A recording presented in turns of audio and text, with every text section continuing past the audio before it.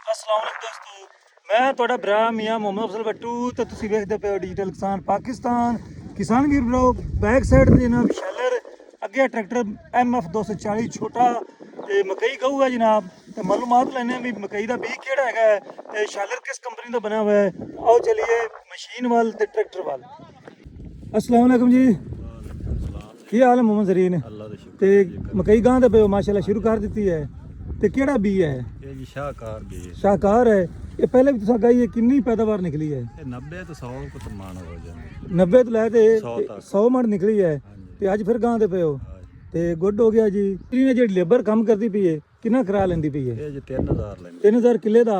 अस्सलाम वालेकुम जी, ਅਰਸ਼ਦ ਖਾਨ ਕੀ ਹਾਲ ਹੈ? ਕਰਮ ਹੈ ਜੀ। ਇਹ ਕਿੰਨਾ ਕੁ ਟਾਈਮ ਲੱਗ ਜਾਂਦਾ ਹੈ? ਇਹ ਜੀ 25 ਤੋਂ 30 ਮਿੰਟ ਲੱਗਦਾ ਹੈ ਕਿੱਲੇ ਤੇ। ਭਰੇ ਪਈ ਹੋਵੇ ਤਾਂ? ਥੋੜੇ ਭਰੇ ਪਏ ਹੋਣ 25 30 ਮਿੰਟ 20 ਮਿੰਟ। ਅੱਛਾ, ਜਿਹੜਾ ਬੀਜ ਸ਼ਾਹਕਾਰ ਹੈ ਇਹ ਕਿਹੋ ਜਿਹਾ ਹੈ? ਬਿਹਤਰੀਨ ਹੈ। ਜਿਸ ਬਈ ਜਿਸ ਤਰੀਕੇ ਮੁਹੰਮਦ ਜ਼ਰੀਨ ਦੱਸਦਾ ਪਿਆ ਵੀ ਇਹਦੀ ਜਿਹੜੀ ਪੈਦਾਵਾਰ ਹੈ 90 ਤੋਂ 100 ਮਣ ਹੁੰਦੀ ਹੈ। ਹਾਂਜੀ। ਤੇ ਤੁਸੀਂ ਪਹਿਲੇ ਵੀ ਗਾਈ ਹੈ ਤੇ ਕਿੰਨੀ ਹੋਈ ਸੀ? ਅਸੀਂ ਜੀ ਹਫਤਾ ਪਹਿਲੇ ਗਏ ਇਹ ਮਾਲ ਵਾਲਿਆਂ ਤੋਂ ਬਣਾਈ ਵੀ ਆਈ ਤੇ ਉਹ 90 95 ਮਣ ਹੋਈ ਹੈ। 95 ਮਣ। ਹਾਂਜੀ, ਅਗਰ ਸੁਕਾ ਤੇ ਇਹਨੂੰ ਆਪਾਂ ਕਰੀਏ ਕਰੀਏ ਲੇਬਰ ਤੋਂ ਮੁਕੰਮਲ ਹੈ। ਮੁਕੰਮਲ ਹੈ ਅੱਛਾ, ਤੇ 100 ਪਲੱਸ ਕਰਦੀ ਹੈ। 100 plus 15 5 ਮਤਲਬ 100 ਪਲੱਸ ਹੈ। 100 ਪਲੱਸ ਹੈ। ਅਰਸ਼ਦ ਭਈਆ ਜਿਹੜਾ ਸ਼ੈਲਰ ਹੈ ਇਹ ਕਿਹੜੀ ਕੰਪਨੀ ਦਾ ਹੈ? ਇਹ ਜੀ ਮਲਟੀ ਲੈਦਰ ਦੀਪਾਲਪੁਰ ਵਾਲਾ। ਦੀਪਾਲਪੁਰ ਵਾਲਾ ਦਾ। ਕਿਹੋ ਜਿਹਾ ਚੱਲਦਾ ਪਿਆ? ਬਿਹਤਰੀਨ ਜੀ। ਜੀ ਠੀਕ ਹੋ ਗਿਆ, ਚਲਾਓ ਜੀ, ਅਸੀਂ ਇਹਦੀ ਪਰਫਾਰਮੈਂਸ ਵਿਖਾਈਏ ਦੋਸਤੋ। ਮਲਟੀ ਲੇਜ਼ਰ ਸੋਲੂਸ਼ਨ ਆਇਆ ਤਾਂ ਜਨਾਬ ਹੈ, ਸ਼ੈਲਰ ਬਣਿਆ ਹੋਇਆ ਹੈ ਤੇ ਚਲਾਣਾ ਹੀ MS 240 ਦੇ ਇਹਦੀ ਪਰਫਾਰਮੈਂਸ ਦਿਖਾਉਣੀ ਹੈ। ਇਹ ਗਾਣੇ कैसे करता है, सफाई है नहीं है, तो काफ़ी मकई के बारे में अंदाज किया है। साकार भी है ये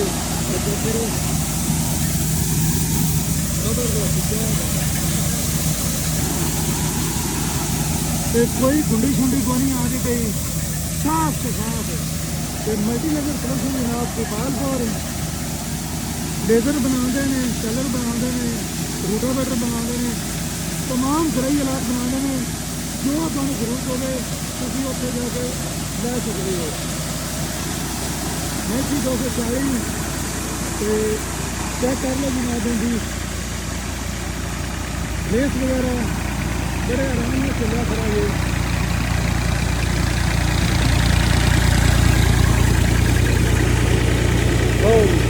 बिल्कुल रेस भी जनाब 10-1200 से है।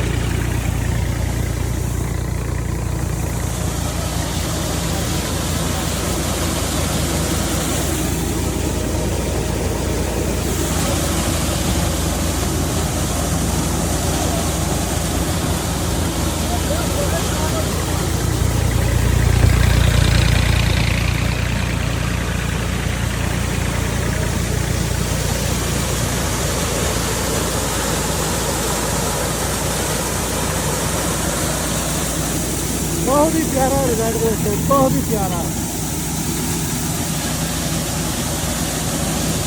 अर्जुन भाई बहुत कैसा रिजल्ट निकला पिया? ਬਹੁਤ ਅੱਛਾ ਰਿਜ਼ਲਟ ਹੈ ਜੀ। ਸ਼ੈਲਰ ਹੋਰ ਵੀ ਚਲਾਏ ਨੂੰ ਉਹਨਾਂ ਦਾ ਇਹ ਸ਼ੈਲਰਾਂ ਦਾ ਬਹੁਤ ਸਾਥ ਆਉਂਦਾ ਲੋਕ ਬੋਲਦਾ ਹੈ। नोक बोलता है ਇਹ ਨਹੀਂ ਉਹਦੇ ਚ ਵਪਾਰੀ ਇਤਰਾਜ਼ ਕਰਦੇ। ਜਿਹੜਾ ਮਲਟੀ ਲੈਜ਼ਰ ਹੈ ਇਹ ਲੋਕ ਨਹੀਂ ਬੋਲ ਰਿਹਾ। ਬਹੁਤ ਅੱਛਾ ਰਿਜ਼ਲਟ ਹੈ, ਵਪਾਰੀ ਇਹਨੂੰ ਬਹੁਤ ਪਸੰਦ ਕਰਨਗੇ। मतलब रेट कितना लगे? ਰੇਟ ਕੋਈ 50 ਰੁਪਇਆ ਉੱਤੇ ਹੀ ਲੱਗੇਗਾ। तो वैसे सफाई भी मैंने नजर आ रही है, ਇਹ ਤਰੀਨ ਹੈ, ਕੋਈ ਗਾਂਡਾ ਨਹੀਂ, ਕੋਈ ਇਹਦੇ ਵਿੱਚ ਮਤਲਬ ਕਚਰਾ ਨਹੀਂ ਦਾ। कचरा नहीं है। ਬਹੁਤ ਅੱਛਾ ਰਿਜ਼ਲਟ ਹੈ। सही है। बहुत तुक्का ही है, दूर दूर छुटवा गया। ਕੱਟ ਰਿਹਾ ਹੈ। जी बहुत मेहरबानी भाई जान। जो भी किसान भी जो बीज शाहकार है तो मल्टी लेवल का शैलर है, ये गोपालपुर वालों का स्क्रीन पे नंबर है। जो थोड़ा दिल करे गराई इलाज का खरीदना हो तो उन्होंने खरीद सकते हो। माशाल्लाह जी कमाल की परफॉर्मेंस है।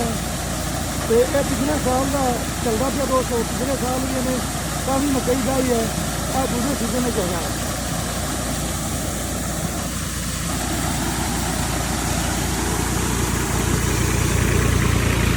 तो रेट जोड़ा मकई का वो साढ़े पास चलता पाया जे 2400-2500 रुपया।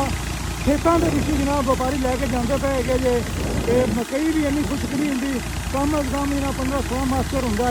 तो फिर भी जनाब रेट 2400-2500 मैं कहना भी इस बारी मकई का छत्ता लग गया किसानों को। जो घाटा आलू च पिया वो तो नहीं पूरा हो सकता, वो तो आलू ही करेंगे, लेकिन मकई जी है ਉਹ ਜੰਗੀ ਵਾਰੀ ਦੇ ਨਾਲ ਕਿਸਾਨਾਂ ਨੂੰ ਕੁਛ ਨਾ ਕੁਛ ਮੈਲ ਮਿੱਟੀ ਜਿਹੜੀ ਹੈ ਨਾ ਕਿਸਾਨਾਂ ਦੀ ਲੈ ਜਾਵੇਗੀ। ਤੇ ਹੁਣ ਮੈਨੂੰ ਤਾਂ ਇਜਾਜ਼ਤ, ਤੁਹਾਡਾ ਭਰਾ ਮੁਹੰਮਦ ਬੱਤੂ, ਅੱਲਾ ਹਾਫਿਜ਼, ਪਾਕਿਸਤਾਨ ਜ਼ਿੰਦਾਬਾਦ।